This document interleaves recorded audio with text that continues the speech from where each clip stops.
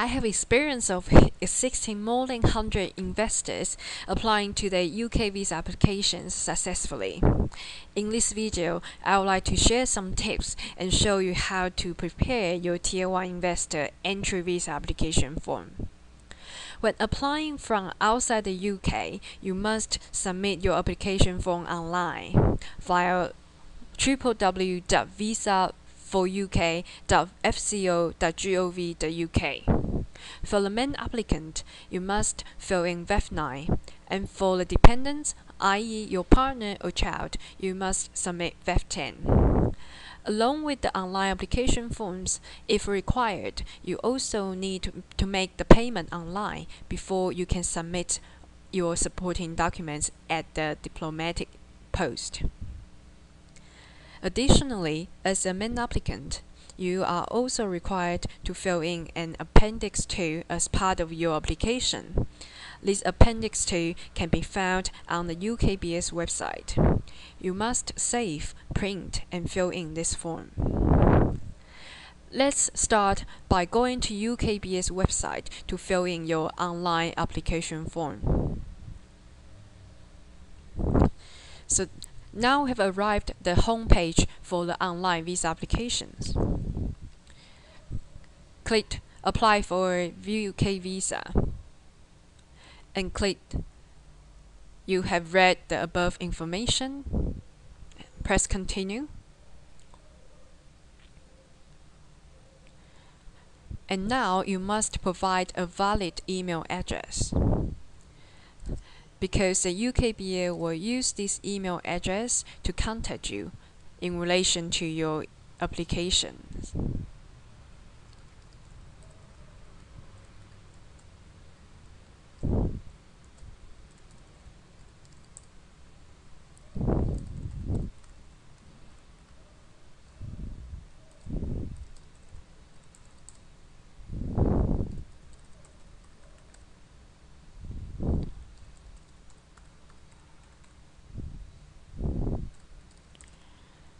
And now press Next.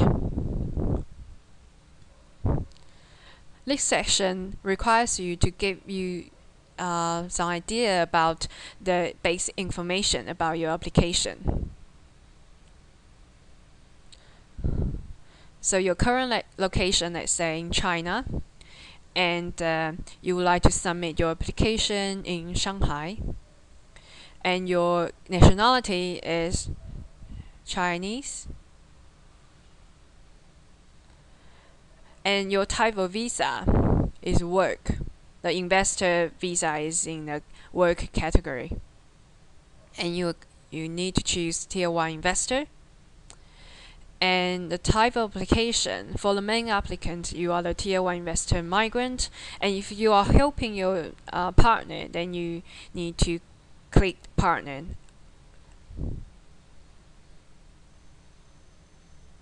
So now you have given the basic information of your application, then you can press Next.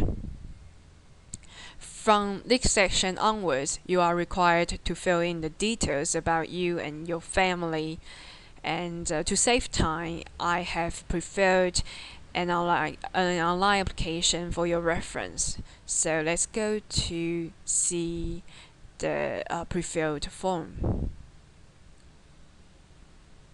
So please note, this is a reference number for your visa application form, for example, and you need to note down this number at the end of your application after you submit it or after you saved your temporary form.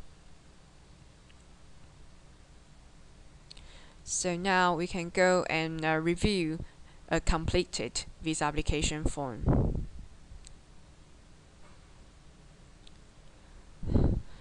So from section 1 to section 4, record all about your information and your family's information. So it will be useful if you have your own passport and your previous passport and your spouse or your child's passport with you. And then you also need to provide the birthplace and birthday of your parents. And section 5 is regarding your immigration history. You need to fill in this page according to the best of your knowledge. And you need to provide information such as the date and purpose of your traveling inside and outside the UK. And you also need to provide the any UK visa reference number. And with regards to the national insurance number, most people would not have this number unless they have previously worked in the UK.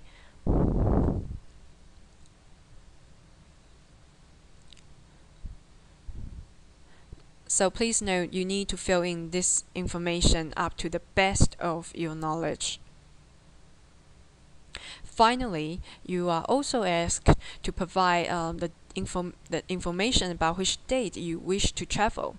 So this date can be a reference date. It doesn't have to be the final date of your traveling date. However, you need to note that this date cannot be more than 3 months from today. So now if you have completed your information, then you can press next.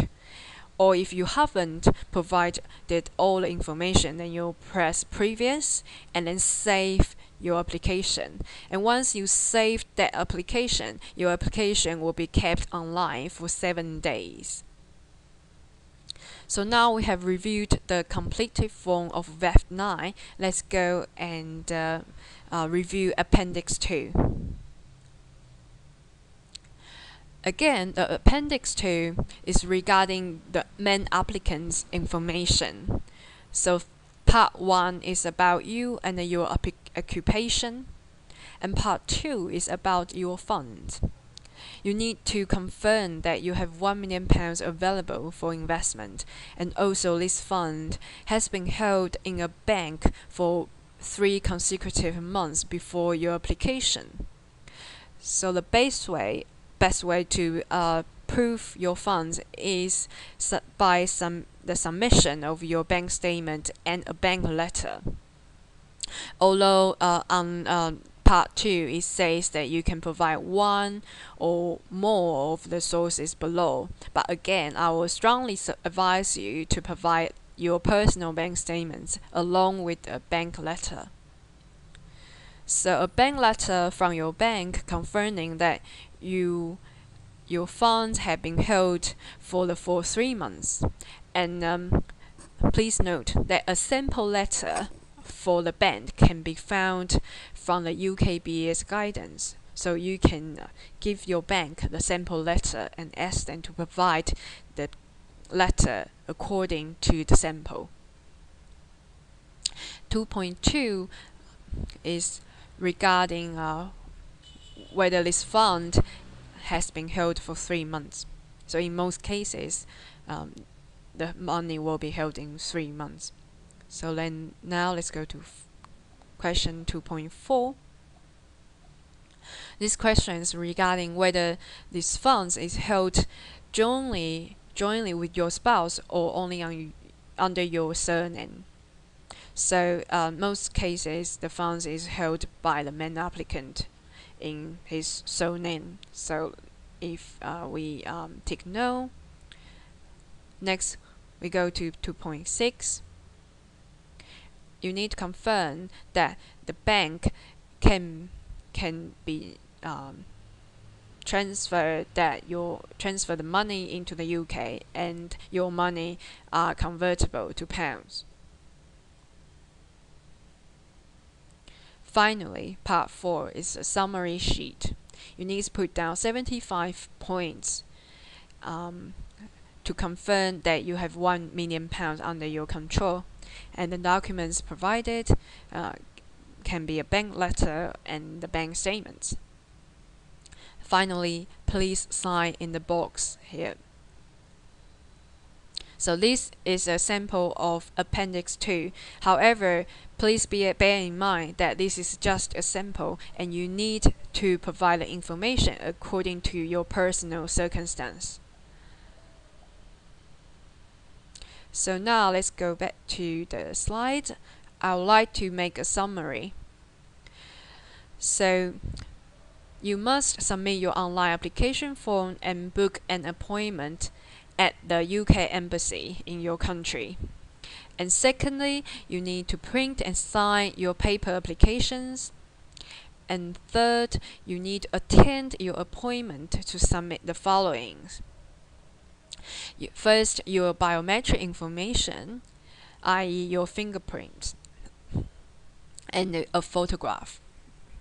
Then you also need to provide your duly signed visa forms, i.e. your VEF9 and appendix 2, and for your dependents, it will be VEF10. You also need to provide your visa fees if you haven't not paid online. Finally, you need to bring all of your original supporting documents, such as your passports and the bank letters and marriage certificate, for example.